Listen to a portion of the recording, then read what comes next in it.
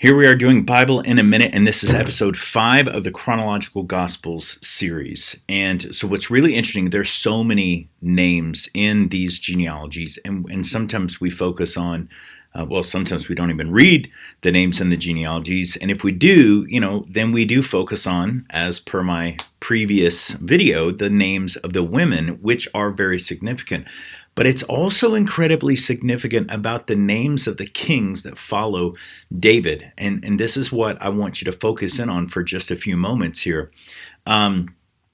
There are so many kings that are listed that were wicked kings, and they are listed in the genealogy of Jesus.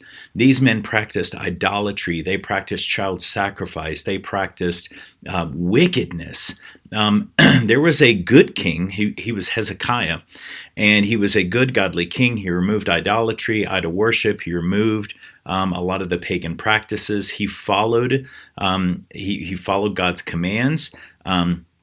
And he did what was right in the sight of the Lord. That's an incredibly important phrase, especially when you read the stories of these kings.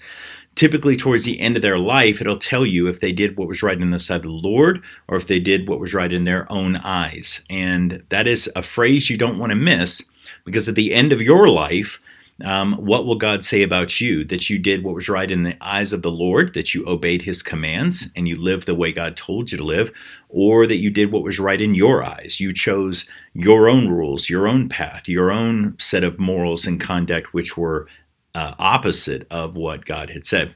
So, Hezekiah is a good king. He did what was right in the eyes of the Lord. He gets this affliction, this physical affliction, and Isaiah comes and prophesies and says, hey, set your house in order because you're going to die. Hezekiah sits his face against the wall and he begins to weep, and he said, Lord, have I not done good? Have I not done what was right in your eyes? Like, please, let me live. And so God speaks to Isaiah again after Isaiah has left. So Isaiah turns around, comes back, and says, okay, God is giving you, he's extending you your life by, I think it was like 15 years. So he doesn't die from this affliction. What's interesting here is God extends Hezekiah's life by 15 years.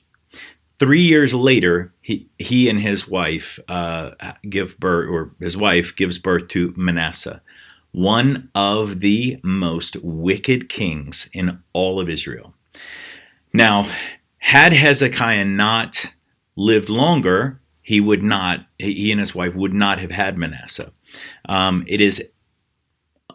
We don't know exactly what would have happened to the ancestral line at that point, because, again, Manasseh is one of the ancestors of Jesus Christ, and Manasseh is so wicked. So we don't know what would have happened to the Davidic line of kings.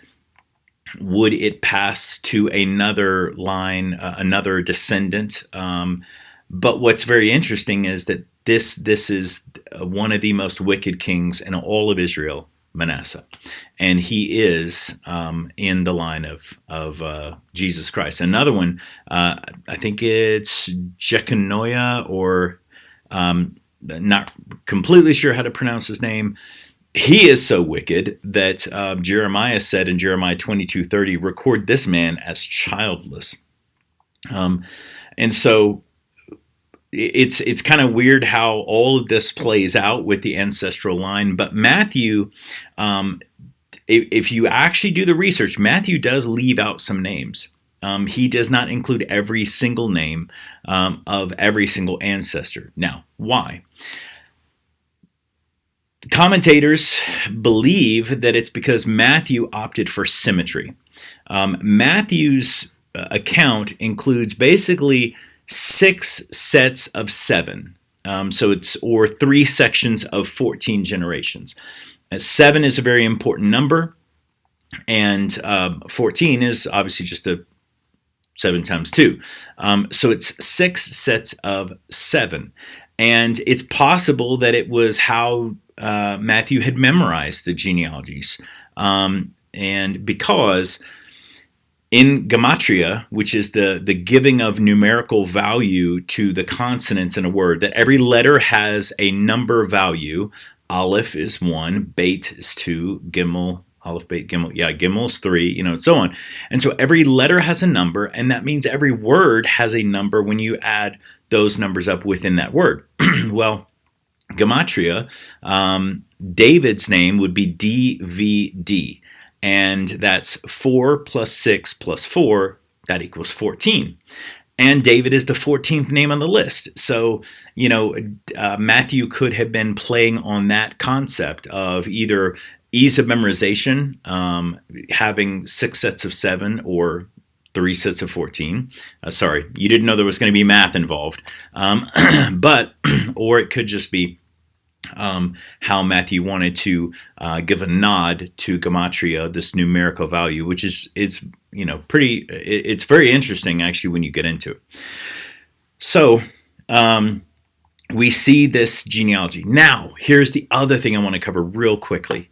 Why are the names in Matthew's genealogy different than Luke's genealogy? And all we can do is make some assumptions, but there are definitely differences in Matthew's genealogy in Matthew 1 and Luke's genealogy in Luke chapter 3, both obviously of Jesus. Why are they different? Why are some different names there?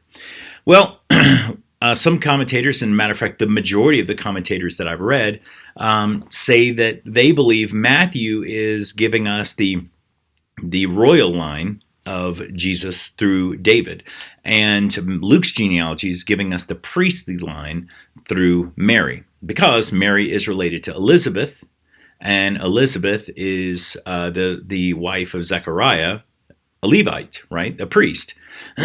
So we have in Jesus' genealogy the line of a king and the line of a priest, and then as he comes, people perceive him as a prophet. Right? So you get that concept of Jesus being the prophet, priest, and king. And according to his lineage, that could very well be. Now people will say, well, it doesn't matter what Jesus' genealogy is through Joseph because Joseph didn't bear him. Yes, that's true. Joseph he was not the father of Jesus, he was the adopted father of Jesus. However, in the Bible, if you are adopted, it's as if you come from that line. And so you receive the inheritance, you receive all the benefits.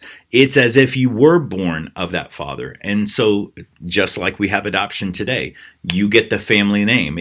You become an adopted son, and you have all the rights as a natural born son of the inheritance of the father who adopted you. So it's people freak out sometimes. Like, oh, well, Joseph, it doesn't matter about Matthew's genealogy because Jesus wasn't Joseph's son. He was his adopted son, and that entitled him to every claim that his father had, which was the royal line of David.